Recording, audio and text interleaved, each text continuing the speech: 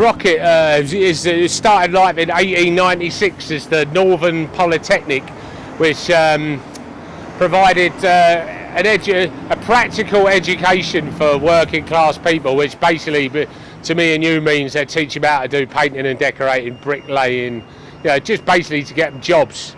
That's what it started as. Then it's been amalgamated so many times with different colleges and universities. Now, like today, it's University of North London. That was the original building. There's a lot of buildings at the back as well. It looks quite a small space, but if you go inside and go through, there's like a ton of buildings at the back of it that you can't see. If you look on Google Maps and get the satellite, you'll see what's in there. But I mainly know it from the 70s because I used to go to gigs there, like in the pub rock days. It was a typical student union. That's where the student union was for. It was the Polytechnic of North London then. And we used to come up here and go to gigs.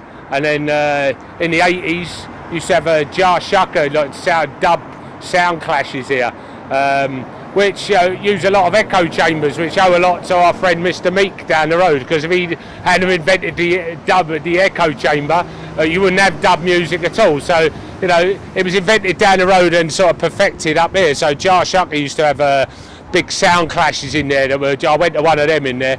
And then in the 90s, it was the home of Goa Trance.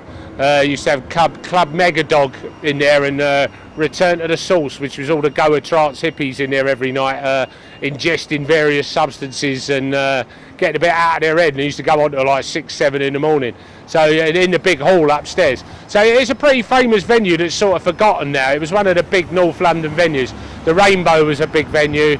The Hope and Anchor's a famous Islington venue. But everyone seems to have forgotten about the Rocket, and it did, not a lot of research. I'm doing a bit of research on it. A lot of bands played there. The Jesus and Mary chain, they played there in the 80s, 1985. I think there was a riot in there. They started a riot. All the students started fighting. I remember the National Front used to go to college here, which is the right-wing party of England. He used to go to college here, and there was huge demonstrations about him for a couple of years. Like a couple of students got jailed for contempt of court because he got an injunction against people. The director of the Polytechnic had to resign, and in the end they educated him in a separate building. And he's still involved in the British National Party now, this guy called Patrick Harrington. So outside the Rocket, every day he went to school, there was tons of protesters out there screaming at him, which is fair play as far as I'm concerned. So yeah, that's the Rocket. Yeah, it's now, like you told me, it's still a bar, it's still the student union. So it was the student union then, but they used that big hall upstairs for, you can fit a few thousand people in there, and they had some major gigs in there. It was a major venue in the 80s for bands, and in the 90s for the Goa Trance and dub sound system clashes and stuff like that. Is it used anymore, that hall up there? I don't know. Don't think so. So it was obviously the student union was putting it on, or maybe they were renting it out to someone. But it's a shame because it's a good venue, and it could be again. There's not many halls that size that are still knocking around in London.